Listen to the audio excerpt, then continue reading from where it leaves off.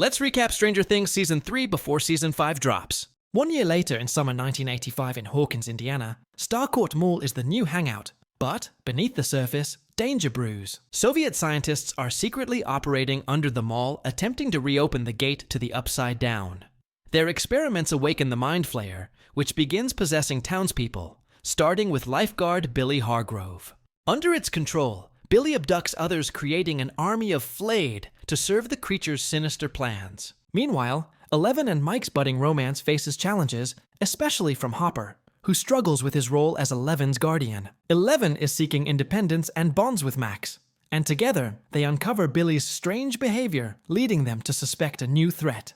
Dustin returns from camp with tales of a girlfriend named Susie and intercepts a mysterious Russian transmission.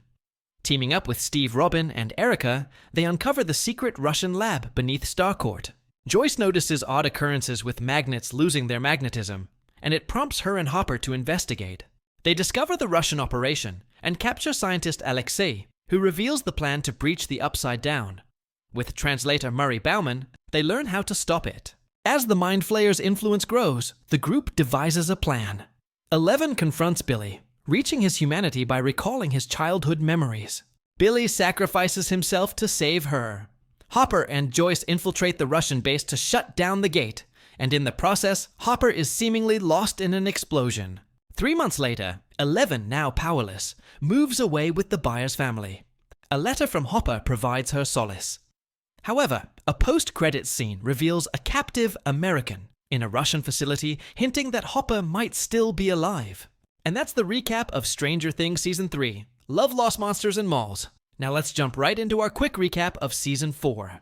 It's 1986, 6 months after the Starcourt disaster, and Eleven is in California with the Byers family, struggling to fit in, being bullied and powerless, and still believes Hopper is dead. Back in Hawkins, a brutal new evil emerges.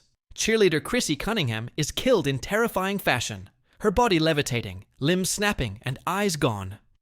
Eddie Munson, leader of the Hellfire Club, is blamed and goes into hiding. But Dustin, Max, Lucas, and the group quickly realize that something darker is at play and work to clear his name. The killings are the work of Vecna, a powerful new villain from the Upside Down who preys on the traumas of his victims, haunting their minds with terrifying visions before striking. As Hawkins residents begin dying one by one, the group races to understand the curse, uncovering that Vecna's victims all share a common thread: deep emotional wounds. Max is still grieving her stepbrother Billy's death, and so becomes Vecna's next target. In one of the season's most iconic scenes, Max is trapped in one of Vecna's nightmarish visions, frozen and levitating in front of her terrified friends. But just as all hope seems lost, they blast her favorite song, Kate Bush's Running Up That Hill, breaking Vecna's hold long enough for Max to fight back and escape.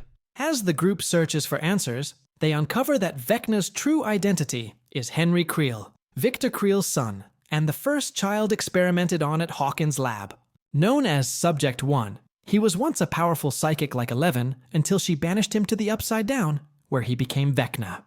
Meanwhile, Joyce and Murray embark on a dangerous mission to Russia, after receiving a cryptic message hinting that Hopper is alive in prison in a Soviet labor camp and forced to battle a Demogorgon. Hopper eventually reunites with Joyce and Murray in an emotional escape sequence.